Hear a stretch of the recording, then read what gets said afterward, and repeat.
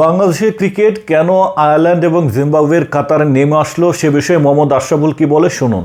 Zimbabwe হোক, Ireland হোক, যে কোনো টিম আসলে আমরা ওই সব পাঁচ পাণ্ডব বলেন যে ওরাই খেলতো। দেখেন, আমাদের ট্যালেন্ট প্লেয়ার কিন্তু ছিল আর কি, পঞ্চম পাণ্ডবের কে ছাড়ানোর মতন প্লেয়ার কিন্তু এসেছিল। তো 19-এর পর থেকে আসলে আমাদের ক্রিকেটটা যেভাবে এগোনো উচিত ছিল সেটা হয়। বাংলাদেশের ক্রিকেটের উত্থানটা হয়েছিল 2012 সালে এশিয়া কাপে ফাইনাল খেলার মধ্য দিয়ে। এর আগে কখনোই Bangladesh full member test playing নেশনদের এগেনস্টে এরকম ভালো পারফর্ম করেনি। একই টুর্নামেন্টে ভারত, পাকিস্তান এবং শ্রীলঙ্কাকে হারানো, দ্যাট ওয়াজ অ্যামেজিং ব্যাপার ছিল। সেই সময় কোচ ছিল কোচ ছিলেন স্টুয়ার্ট ল। সেই কোচ কিন্তু টিকতে পারেনি। বাংলাদেশের ইতিহাসটা দেখুন, বাংলাদেশের ক্রিকেট কেন আয়ারল্যান্ড, জিম্বাবুয়ের কাতারে নেমে যাচ্ছে সে কারণগুলো ব্যাখ্যা করব। মোহাম্মদ আশরাফুল বলেছেন আমরা কিন্তু পাইপলাইনে প্লেয়ারও পেয়েছি, সেই প্লেয়াররা কিন্তু উঠতে পারেনি, টিকতে পারেনি।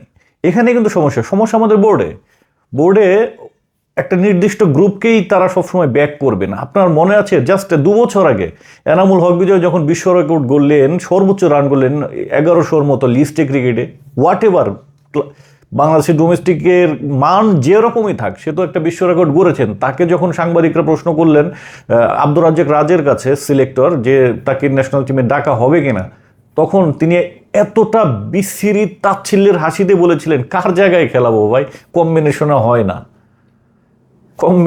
না, কার জায়গায় খেলাবো। এটা ছিল সিলেক্টরের জবাব।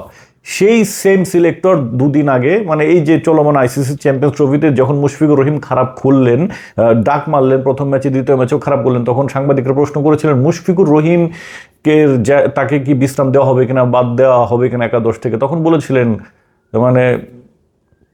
এমন একটা রিপ্লাই দিয়েছিলেন যে সাংবাদিকরা হতভম্ব হয়ে গেছিলেন, এত নির্লজ্জভাবে মুশফিককে ব্যাক করেছিলেন।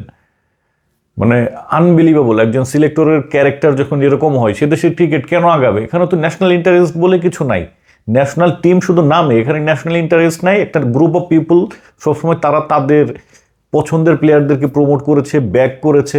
জানি না ডোমেস্টিকের মতো সিলেক্টররা তারাও কমিশন পান কিনা, না হলে তাদের আচরণ এরকম কেন হবে? এটা প্রশ্ন রাখবো, অবশ্যই প্রশ্ন রাখতে হবে।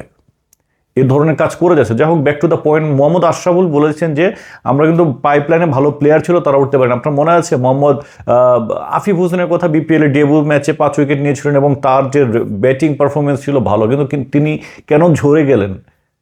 কারণ বিসিবির সিদ্ধান্তের কারণে ঝরে গেছেন। তিনি একজন জাত ওপেনার হিসেবে আন্ডার-19 খেলেছেন, টপ অর্ডারের দারুণ ব্যাটসম্যান, ওয়ান ডাউনে খেলেন। আপনি সাকিব বলেন, মুশফিক বলেন, তাদের অজুহাতে, তাদের জন্য আপনি তাকে 6-7 খেলিয়ে তার যে একটা সহজাত প্রতিভা সেটা নষ্ট করছেন। মোসাদ্দেকের প্রসঙ্গে আসি। মোসাদ্দেক হোসেন, আপনারা কি জানেন যে বাংলাদেশের ইতিহাসের একমাত্র ক্রিকেটার যিনি এজ লেভেলে, অর্থাৎ 19 বছর বয়সে 2টা ডাবল সেঞ্চুরি করেছিলেন ঘরোয়া ফার্স্ট ক্লাস ক্রিকেটে, যেটা সচিন টেন্ডুলকারের মতো কিংবদন্তিরও নাই। এজ লেভেলে ফার্স্ট ক্লাস ক্রিকেটে 2টা ডাবল সেঞ্চুরি বাংলাদেশের আর কারো নাই। সেই প্লেয়ারটা কেন নষ্ট হয়ে গেল?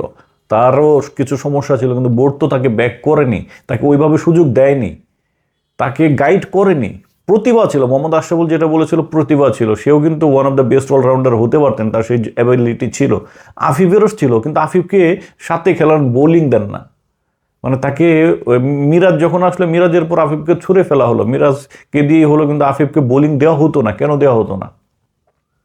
আস্তে আস্তে ধ্বংস হয়ে গেলো। এই পাইপলাইনের প্লেয়ারদের আসলে ওইভাবে টেক কেয়ার করা হয়নি। এটাও হচ্ছে অন্যতম কারণ। বোর্ডে হচ্ছে সবচেয়ে বড় সমস্যা। বোর্ডের এই সমস্যার থেকে যতদিন না বের হবে, যতদিন ন্যাশনাল টিমের সিলেকশন বলেন সব কিছুতে ন্যাশনাল ইন্টারেস্টকে প্রায়োরিটি দেওয়া হবে, কে সাকিব, কে তামিম, এগুলো চিন্তা করে, কে মুশফিক, কে মাহমুদুল্লাহ, এসব চিন্তা করা বাদ না দেবে, ততদিন পর্যন্ত বাংলাদেশ ক্রিকেট আগাবে না। এটা হচ্ছে মেসেজ। তো দর্শক, আপনার মতে বাংলাদেশের ক্রিকেট কেন জিম্বাবুয়ে আয়ারল্যান্ডের কাতারে নেমে গেল? এটা কি শুধুই সাকিব তামিমের অ্যাবসেন্স, নাকি বিসিবির মধ্যে সমস্যা আছে, বিসিবির পলিসিগত সমস্যা আছে, তাদের নীতিগত সমস্যা আছে? অবশ্যই সেটা কমেন্ট বক্সে জানাবেন।